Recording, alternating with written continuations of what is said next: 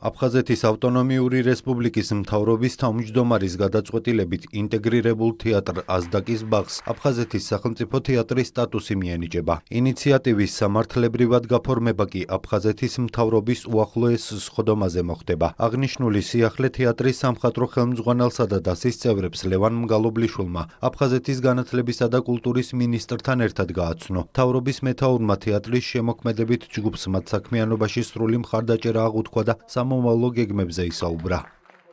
მე ვარ უზომოდ ბედნიერი, ვინაიდან ჩემს გუნდთან ერთად მივიღეთ გადაწყვეტილება ინტეგრირებულ თეატრს აზდაკის ბაღს მიენიჭოს აფხაზეთის სახელმწიფო თეატრის სტატუსი.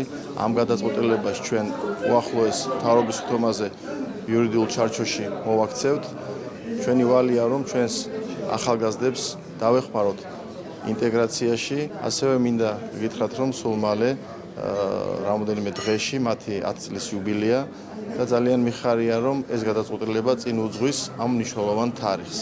ბატონმა ლევანმა და გუნდმა ეს გადაწყვეტილება მიიღეს იქიდან გამომდინარე რომ ჩვენთან დასში რამოდენიმე აფხაზეთიდან დევნილი მსახიობიც არის. და აი ამით დაკავშირდა ალბათ ჩვენი ურთიერთობა და მართლა არ ვიცი რა ეს თეატრი ღმერთმაინებოს რომ რაღაცნაირად მედიატორი გახდეს აფხაზეთის და ჩვენი ურთიერთობის და რაღაცნაირად მომავალ წელს თუ არა შეიძლება ამ წელს აფხაზეთშიც გვეთამაშოს.